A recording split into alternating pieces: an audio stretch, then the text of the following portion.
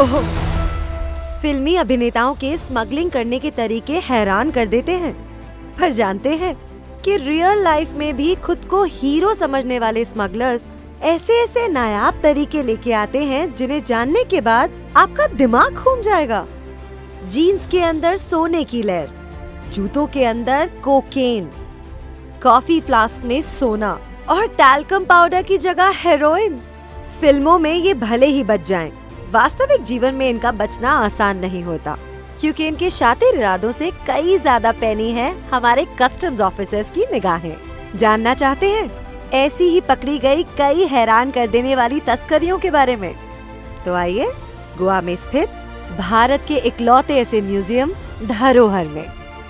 धरोहर राष्ट्रीय सीमा शुल्क व जीएसटी संग्रहालय